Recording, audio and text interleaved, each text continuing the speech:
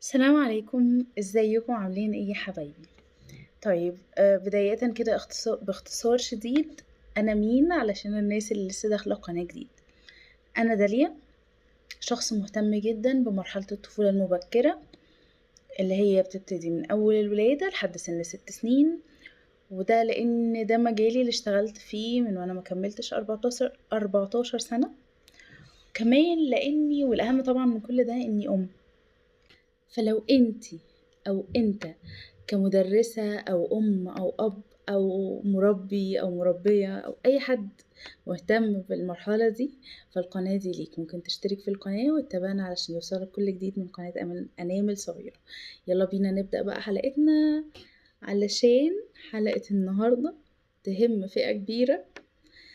لو انتي ام لطفل مشاغب متعب ودايما حمال يلف حوالين نفسه وبيعترض كتير ومشاغب، طيب مبدئيا كده أحب أقولك إنك مش لوحدك، وكمان أحب أبشرك إن دي مش دايما بالضرورة شيء سيء، بل بالعكس بقى.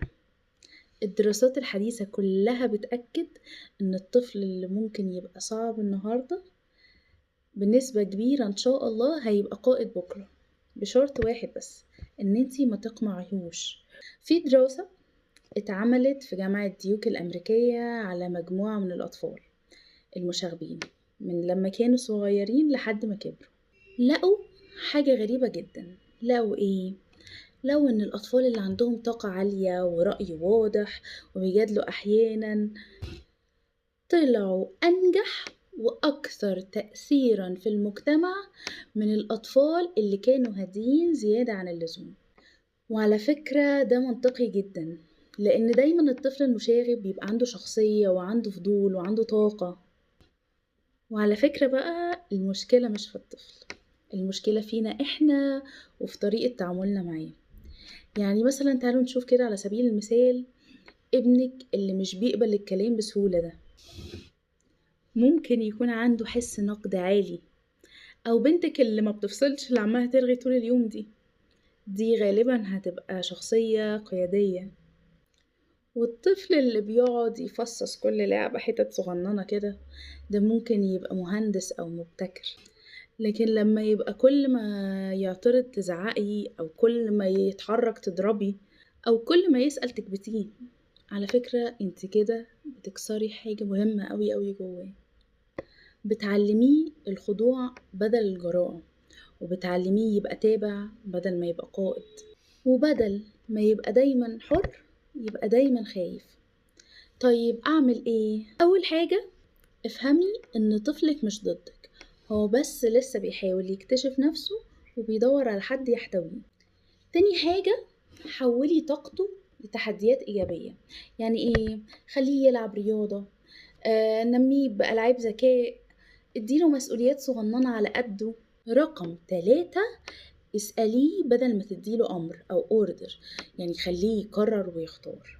طيب رقم 4، امدحي سلوكياته الحلوة بدل ما انت دايما مركزة على الغلط فين. 5 والأخيرة والمهمة جدا، لما يعند ما تعنديش معاه. ومش معنى كلامي انك دايما تنفذي اللي هو عايزه، بس حاولي كده تاخدي نفس وتحتوي الموقف بحكمة. انا بس حابة اقولك ان مش كل طفل هادي ده معناه ان هو كويس، ولا كل طفل مشاغب معناه ان هو فاشل.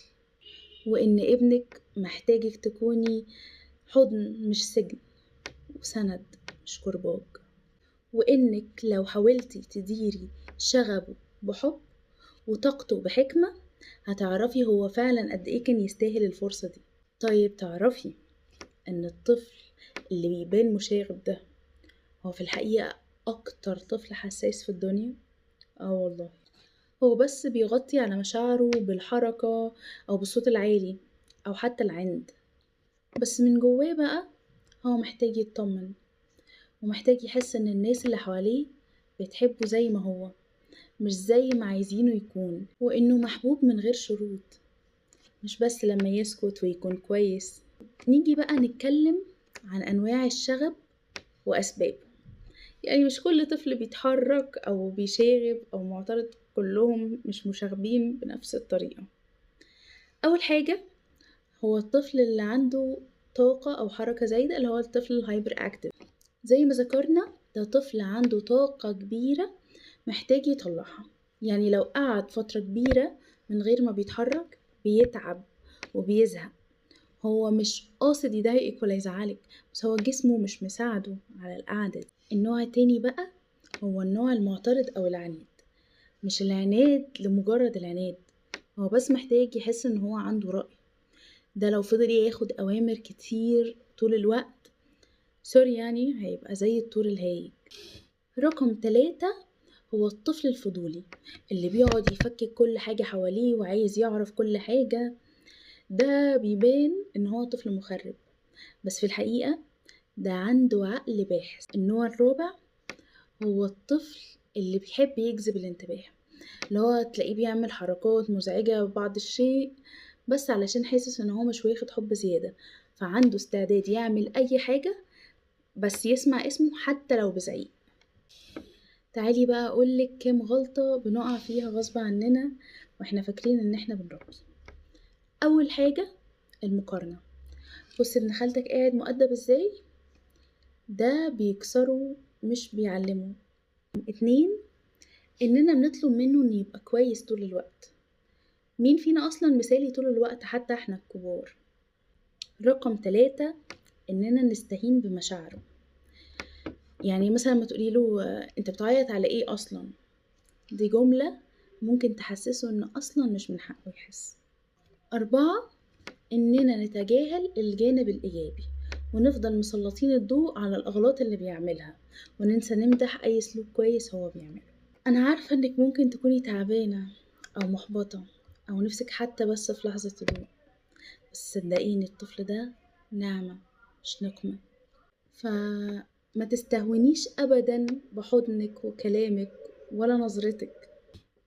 كل لحظة تقبل بتعمليها بتبني قصادها شخصية كاملة، وكل مرة بتبذلي مجهود بتحاولي تكتمي فيها صوتك بدل ما تصرخي بتبني جواه ثقة بدل خوف. وكل مرة بتشوفيه بنظرة مختلفة بتفتحيله باب كان ممكن يفضل مقفول العمر كله.